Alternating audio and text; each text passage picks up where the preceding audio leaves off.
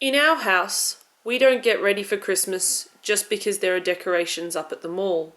In our house, we are not getting ready for Christmas just because they say how many days to go on the radio. At our house, we don't even get ready for Christmas just because there are lots of specials on the telly. I know it's time to get ready for Christmas when Dad says, "I think it's time to get the trees." Then Dad goes into his shed and gets his tape measure, his tree trimming saw, some rope and gloves. He hooks the trailer up and asks, "Who wants to come and get the trees?" Sometimes the whole family goes, sometimes me, my sister and him, sometimes just me.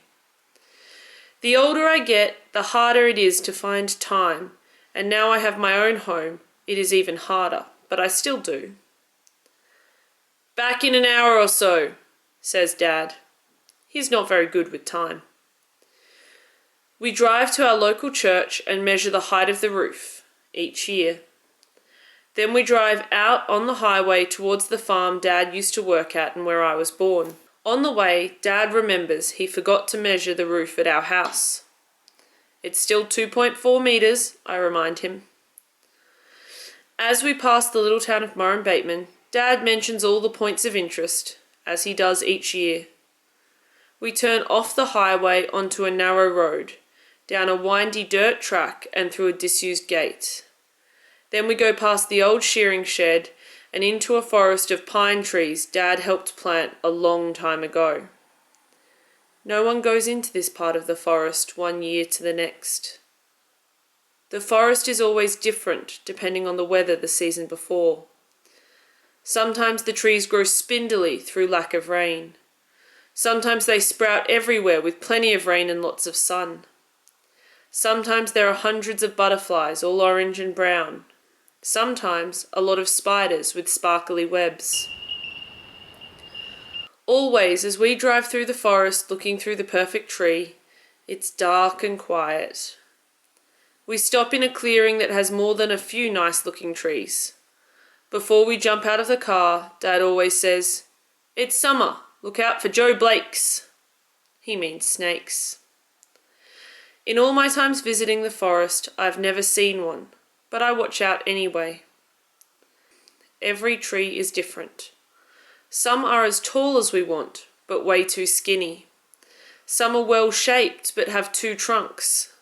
Some look good at the front, but funny on the sides.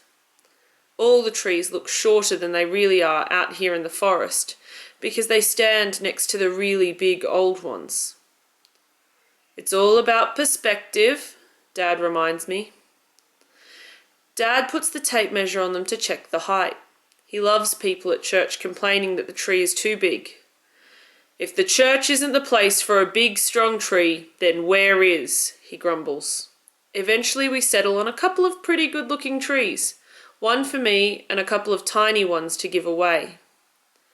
"Do you think Natasha will like this one?" I always ask. "It's 2.4 metres and so much more," says Dad, misquoting a famous Neil Young song. Dad backs the trailer over to the biggest tree and starts sawing. I pull back on the tree so the saw doesn't jam.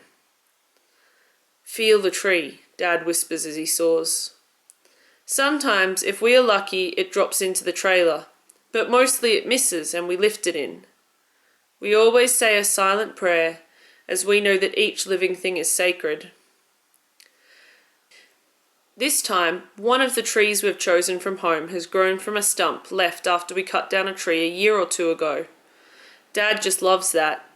It happened for the church tree, and Dad quietly comments, "It's beautiful. It's spiritual." We tie all the trees on the trailer and the biggest one hangs out the back almost brushing the road. Then we drive back through the disused gate onto the windy dirt track, back along the narrow road to the highway junction. We check the load is on tight and we realise we're running very late. First we have to drop off the tree at church. It's dark when we get there, but Charles the caretaker is still there to meet us. How does he know, I wonder? We struggle to get the tree set up. "It's almost too big," says Charles as the tree brushes the ceiling. "Makes up for all the piddly little fake ones in people's homes," mutters Dad. And if the church can't have a big tree... We leave the tree undecorated and head for my house. Dad drops me off with my tree and heads home with his still bouncing around in the trailer. As he backs up the drive and comes inside dragging the tree, Natasha wonders, will anyone fit in the lounge room besides this tree?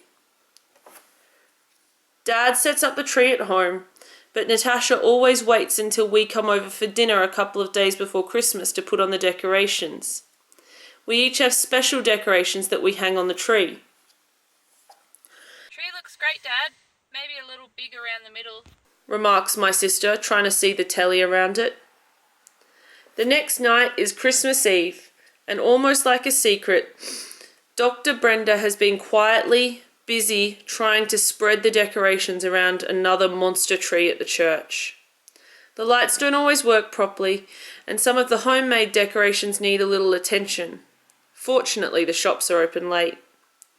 We all go to church together Christmas Eve, and it is always hot. Natasha bakes a little treat to give out to people, wishing them Christmas blessings. As we walk in to find a seat in the packed church, the tree surprises me. It looks amazing. It's big, bright and strong, and beautifully in proportion to the overflowing congregation.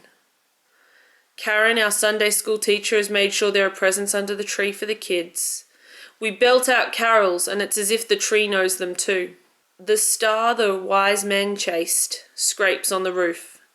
The evergreen lights remind us God's love never fades. The presents underneath remind us that this is a birthday celebration of cosmic importance. Dad says that rather than complaining about the Christmas circus, we should take all the good things and go for it. What can be better than giving a gift to friends you care about? What's wrong with making an effort, cooking a special meal, and getting all of your family together? Or seeing the world through a newborn baby's eyes? And the tree. After church, the comments about the tree are pretty good. It's special coming here at Christmas Eve. It really feels like Christmas. Members of the congregation say, "Oh, those presents look really lovely under the tree."